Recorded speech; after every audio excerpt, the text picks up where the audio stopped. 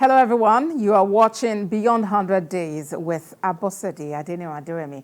You can join the conversation now on X using the hashtag Beyond 100 Days and remember to tag at TVC News NG. The third mainland bridge has been reopened after comprehensive repair works with lane markings and new street lights. At exactly 12:35 p.m., the Federal Controller of Works in Lagos, Olukorede Kesha, and Commissioner for Transportation, Oluwaseun Oshiyemi, reopened the third mainland bridge after months of extensive repairs on the upper deck sections. The Minister of Works, David Umahi, who was absent at the reopening, conveyed his message through the Federal Controller of Works. He said the successful completion of the first phase of the rehabilitation works, which was started and completed by the Bola Tinubu administration, is a clear indication that the president is working. He revealed that work has already begun on the underwater damage to the bridge, which is the second phase of the rehabilitation works. We're giving Third Mainland Bridge a new lease of life, so we're all happy and delighted. I don't know about you. I'm super elated. I'm super elated. I'm happy that it's happening within our own lifetime. Most of the times our roads are abused, our infrastructures are abused. If it is not subject to abuse, on this road we're not talking of maintenance in the next 2 years. Minimum of 2 years, if we don't have any abuse on the road. You will see speed limit signs as from today, and then the speed cameras would come on. The speed limit for Third Mainland Bridge is 80 kilometers per hour. So the speed cameras are there. So if you go beyond the speed limit, what it does is it takes a picture of your car and your plate number. And of course, we have our ways. We have a database, and we have our ways of sending your bills to you. So I'd advise our people to please comply with that speed limit. So the third mainland bridge is open and ready for business. To other matters, operatives of the Lagos Zonal Command of the Economic and Financial Crimes Commission have commenced investigation into the alleged mutilation of Naira notes by Idris, also known as Bobrisky. The agency invited the 31-year-old following a viral video where he was said to be flaunting words of new Naira notes at the premiere of a movie. TVC News senior reporter Theophilus Ilama reports. Surprise might not be appropriate enough to describe the news that the self-acclaimed Mummy of Lagos was arrested by men of the Economic and Financial Crimes Commission, EFCC. Idris Okun was arraigned by the anti-graft agency for mutilating ones of new Naira notes at the premiere of a movie in Lagos. According to the provisions of the Central Bank of Nigeria Act 2007, it is punishable by fines, imprisonment, or both for any person caught spraying off, dancing, or matching on the Naira or any notes issued by the bank during social occasions or otherwise. This act was enforced when a Nigerian actress, Oluwadarasimi Omosheyin, was convicted and sentenced to 6-month imprisonment for spraying and stepping on the new Naira notes at a social event in Lagos. According to an investigation by the Commission, Bobrisky had also committed the alleged offense at some other event centers and parties at different times. The social media has been agog with pictures and memes as the arrest took over the space. On the EFCC Instagram handle, the story has garnered the most comments as many asked lots of questions about cross-dresser's arrest. The commissioner said he will soon be charged to court when investigations are concluded. With this development, many are waiting with bated breath to see what becomes of this case. Well, let's look at other matters now. On Wednesday, President Bola Tinubu signed the Student Loans Bill into law. The bill, passed by the National Assembly and transmitted for the President's assent, is the Access to Higher Education Act and the 2024 Repeal and Reenactment Bill. This is after separate considerations by both the Senate and the House of Representatives Committee on Tertiary Education, Tertiary Institutions, and the TED Fund. President Tinubu says with this new law, no Nigerian, regardless of their background, will be excluded from obtaining quality education. On Wednesday, I spoke with the Special Advisor to the President on Media and Publicity, Ajuri Ngelale, and he told me more about the amendments to the bill which has now been signed, as well as plans for its implementation. His Excellency President Bola Ahmed Tinubu has done is to ensure that this policy becomes far more inclusive than was originally envisaged within the National Assembly, by ensuring that we remove key critical encumbrances that we felt would get in the way of the widest array and largest number of Nigerian students, their ability to access these resources and obviously these loan facilities. Effectively, what we've done with this amendment under the leadership of Mr. President is to remove two major encumbrances. One was the threshold, an income threshold that was placed on potential beneficiaries that essentially said that any Nigerian young person who was coming from a family where the family income is less than 500,000 Naira annually, not monthly, 500,000 Naira annually, which breaks down to less than 45,000 Naira per month, that effectively anyone above that threshold would not be able to access the student loan within the Nigerian Education Loan Fund. So that was removed, ensuring that we open the space so that different categories of Nigerian students and their families can benefit ultimately from the National Student Loan Program. Additionally, Mr. President removed the guarantor requirement, which essentially would have created a ton of red tape for our young people to run through in order to access these facilities. They would have had to bring two different guarantors with very specific features, some of which required finding a justice of the peace, a judicial officer, and civil servants that were in the service above a certain number of years. What Mr. President has done in consideration, in being compassionate to their situation, essentially remove that requirement so that we can also reduce the time frame with which our students are able to access these facilities. So opening it up to new income categories, but also ensuring that we reduce the bottlenecks in terms of the requirements. But also, I think what's important is that the president also added teeth to the Nigerian Education Loan Fund as an institution by providing a legal framework and a set of legal powers that would essentially empower the NEL Fund to be able to obtain and essentially move certain assets, movable and immovable assets, as fit in order to carry out its functions with respect to how it can sue and be sued in its own name with its new legal status that would also allow it to initiate certain recovery proceedings against any beneficiary that has violated the terms of the loan. A special advisor to Mr. President on Media and Publicity, Ajuri Ngalale, they're talking about some of the amendments that were made to the Student Loan Act. And of course, some of the points he mentioned there about creating room for more inclusion. So more students can now have access to the loan. It's not limited to students who are in universities alone, but those who are in polytechnics, whether it's owned by the federal government or by the state government, or even if it's a vocational facility, can actually have access to this loan. Just as I mentioned also, the salary threshold has also been moved. So it does not necessarily have to be that only families who earn, less than or 500,000 Naira annually are eligible to apply. So that ensures that more students can actually benefit from that loan. And importantly also,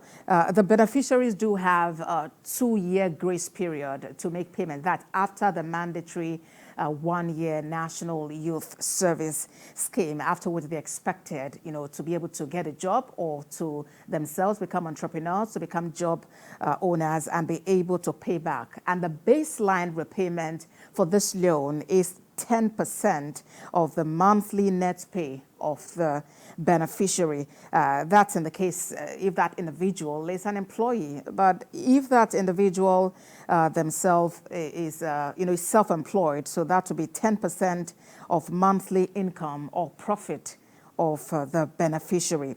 And of course, perhaps you just have enough money and you want to pay off, at once. There's that option of repayment. And then you're also expected to indicate what percentage you are able to afford and that you can carry on with.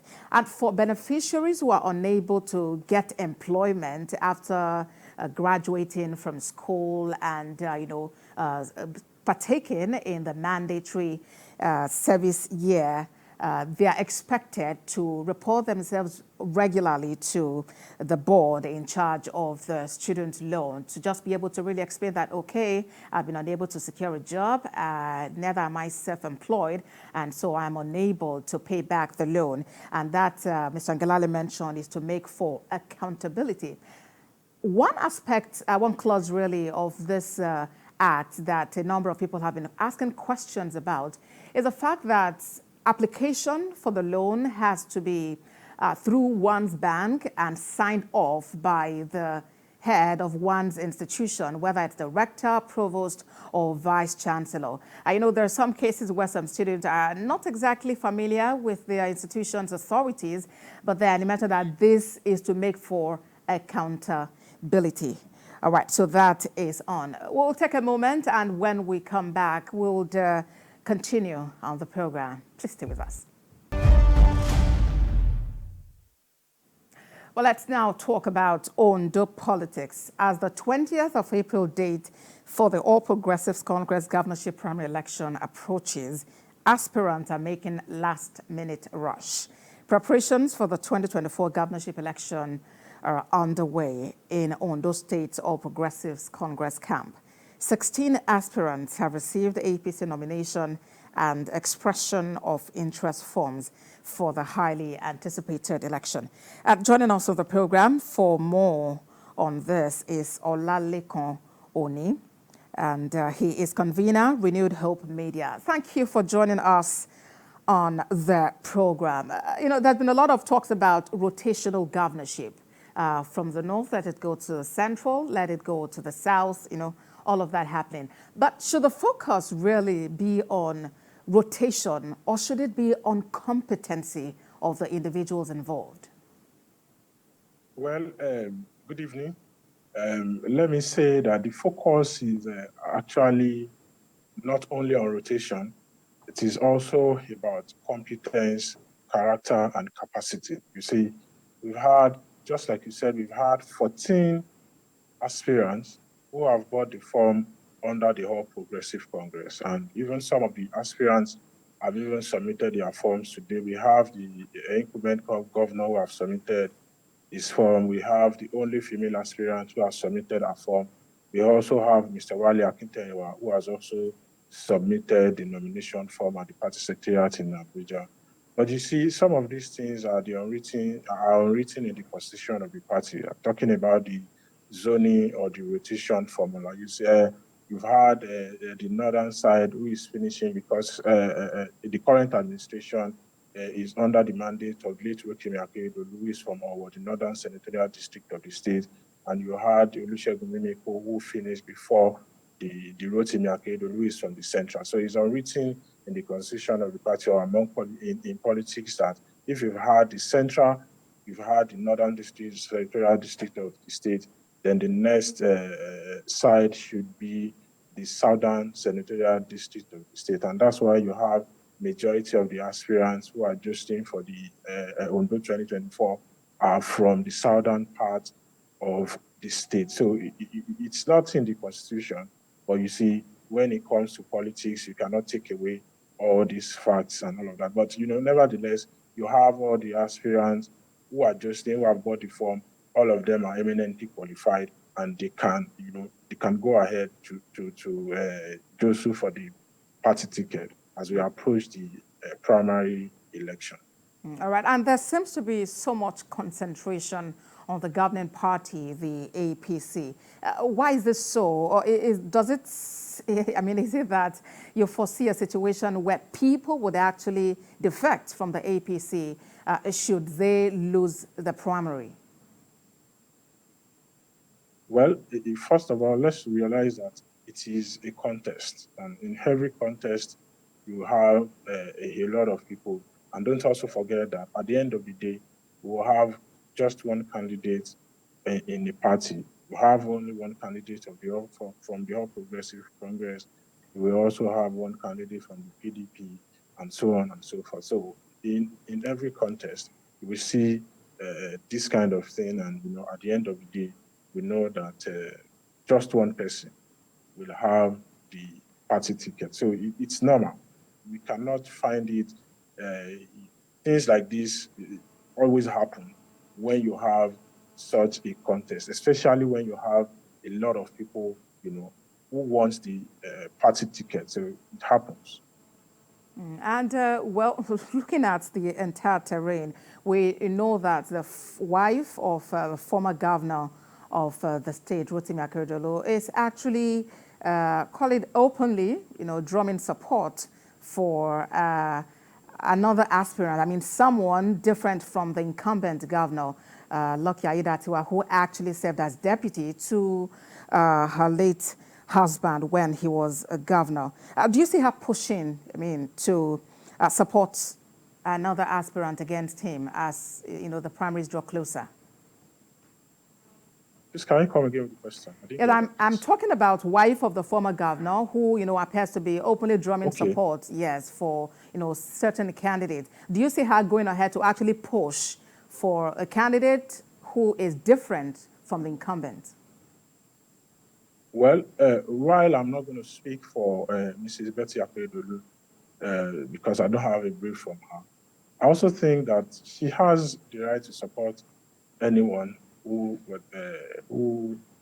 she wants to support. Because first of all, she's an individual, and I think she's also, she's a stakeholder.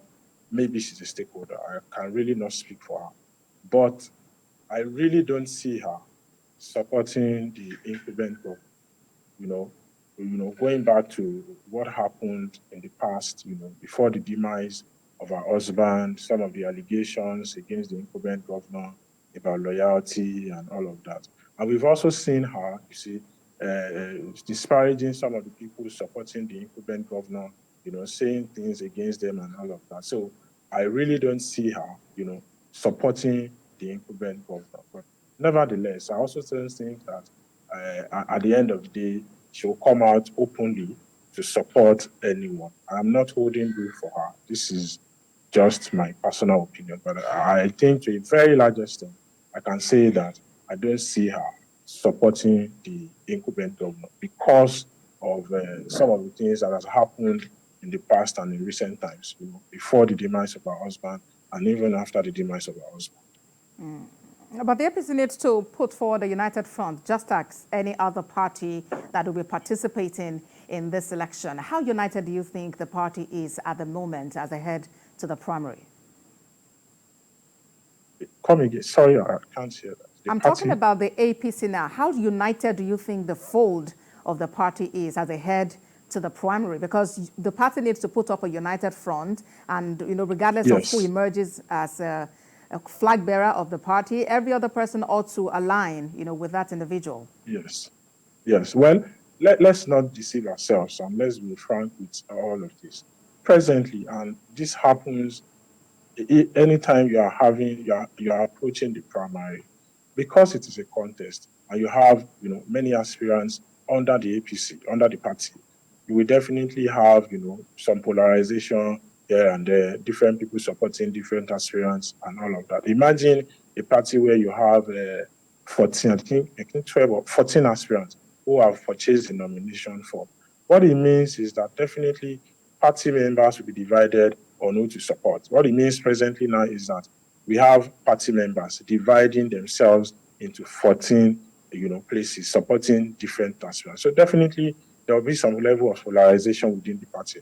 But one thing is sure, once we have a candidate of the party after the April 20 primary elections, everybody who is a bona fide party member, everyone who is a loyal party member is expected to come back and support the party's candidate. That's how it happens. But, presently we have this division here and there. We have this polarization. We have this group supporting this candidate, this aspirant.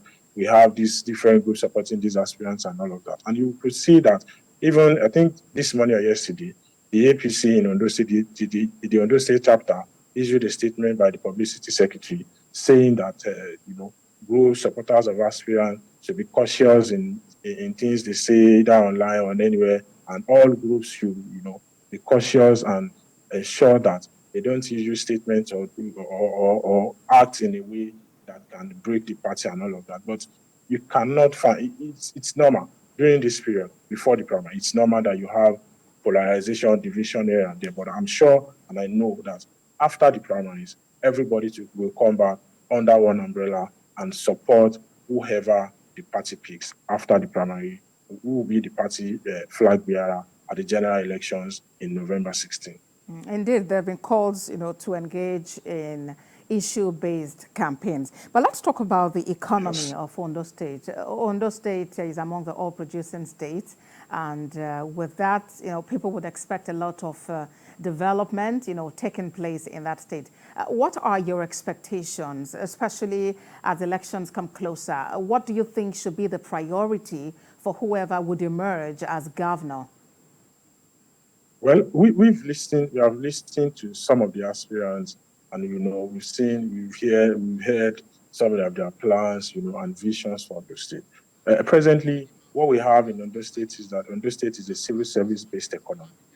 What happens around here is that you have the civil servants. It's after they have collected their salary that you have, the economy, the market women and all of this. You have Moses and all of that. And some of the aspirants have been saying that, first of all, we need to industrialize this state. This state needs to move from a civil service-based economy to a state whereby businesses thrive, whereby there's industrialization, which can create, employment and all of that. We've also had some of these aspirants, talk about, making Ondo State feed the Southwest. That's why the agricultural comes in and all of that. So for now, I think, and this is one of the things I think that even party members should listen to, aspirants should present their manifestos, aspirants should share their visions with people, because this state needs to move forward. If you look at the state, like I said, the economy of the state is in, there was a report in the newspaper, I think 2 weeks ago, 2 weeks ago, yes, that some states in Nigeria cannot pay their salary except there's a federal allocation coming in.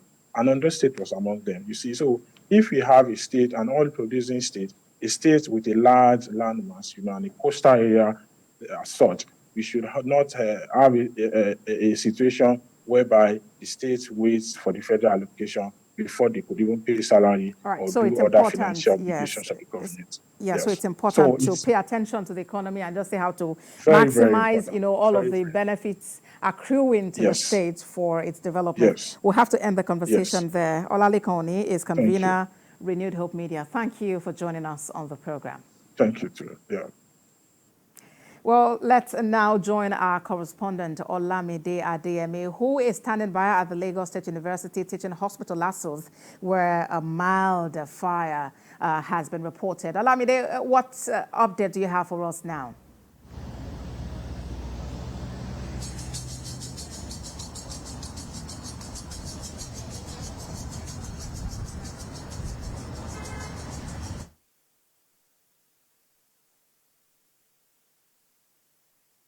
Mild fire.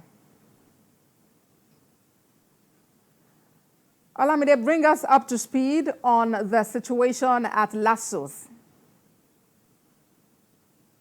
Hi, Bosse. So I'm live across the Lagos State University Teaching Hospital. We're outside because we were not allowed to access the building. A fire occurred today at about 2 p.m. and the cause of the fire is yet unknown, but efforts to communicate with the Chief Medical Director of the hospital, that's Professor Fabanwo, has proved futile. I messaged him, and according to him, this is a mild case. Well, we know that the Lagos State University Teaching Hospital is home to about 1,000 patients daily with different specialties. And so the Chief Medical Director tagging this kind of an outbreak a mild case, of course, without the prompt rescue by the Lagos State Fire and Rescue Services, this could have escalated. if you have seen some of the pictures I had sent, we were able to access the hematology clinic, but we were not allowed into the clinic block of the hospital. But from some of the videos that we have seen, you can see water dripping from the entrance of the hospital. And the front of the hospital is guarded, especially because of this case. Well, the hospital has come out to release a press statement saying that the Lagos State Fire and Rescue Services were on time because the fire outbreak happened at about 2 p.m. this afternoon, and in about an hour, the Fire and Rescue Services came on to help and also de-escalate the situation. And also, if you have seen from the video, you could see a technician trying his best to put out the fire, and also some persons running helter-skelter. And so the hospital has decided not to, grant any interview. But from what I have seen, I have been able to access the hematology clinic of the hospital today. A fire outbreak actually happened, but it has, been de-escalated. All right, Olamide, thank you very much for that update for us at Lassos. And that's the match we'll be able to take on the program today. Do watch a repeat broadcast at midnight and at 6 a.m. I'm Abosadi Adeniran. Bye for now.